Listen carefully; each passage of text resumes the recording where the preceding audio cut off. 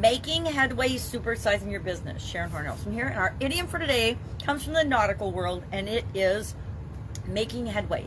Making headway was originally used to describe the forward motion of a ship in the nautical world toward its destination. A vessel moving through water toward its destination was making headway.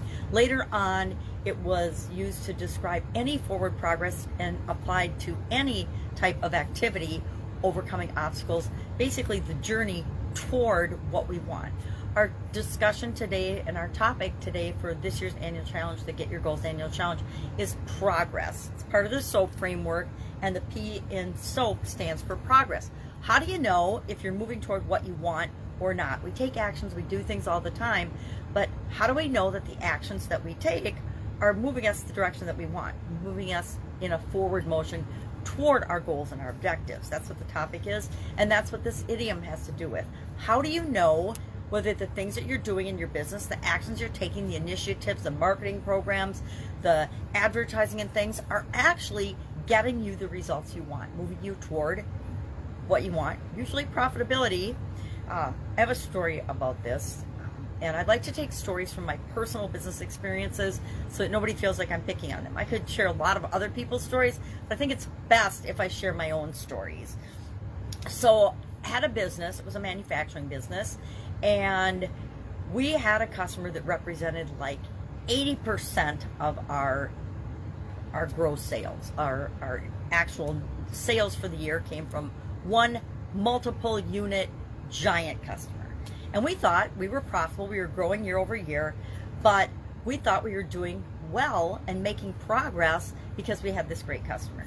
And it wasn't until I actually stepped back and took a big picture look at the impact and the cost that this customer was really having on us in terms of time, energy, effort, management, and employee energy and time, that I realized we weren't really making progress. We were actually losing ground by focusing so much attention, time, energy, resources on this one customer. And as we started to pull back from that and replace them with other customers, we realized that they were our least profitable client, our least profitable customer. And over the course of a year, we ended up letting them go as a customer and replacing the business and the sales volume that they brought in with several other customers that were actually much more profitable, actually 20-30% more profitable initially,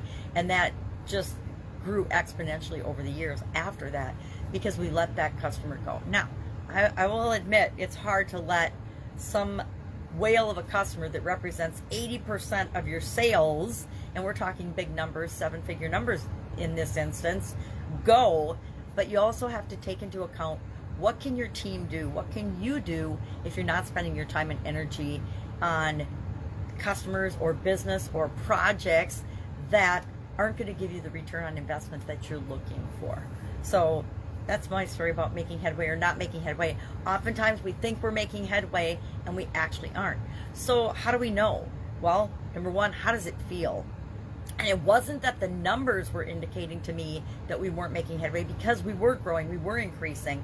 But once we let go of that particular business, we grew exponentially. Instead of just growing, 1, 2, 5, 20% month over month, we started to grow exponentially because we had much more profitable people that we were dealing with. So how do you know? You have to have key performance indicators and measures that represent what's really going on in your business. And of course, we had those in place, but we weren't looking at the bigger picture of, well, what is the impact and the other costs that isn't necessarily quantifiable in the numbers that we're looking at, sales, profits, expenses, what is not in there that we could be or should be looking at. And a lot of that comes down to our gut instinct, our feel. How do things make us feel?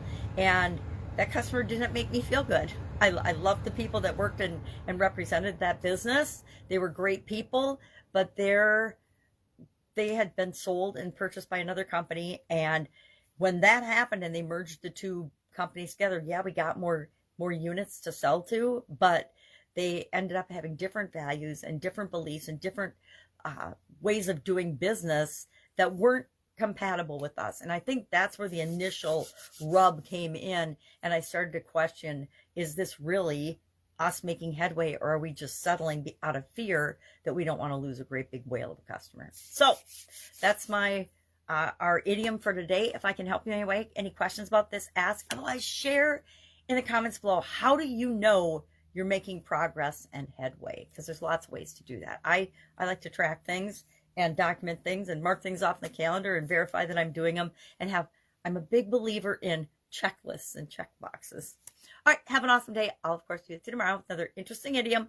What does it mean? Where does it come from? And how might you use it in your business right now?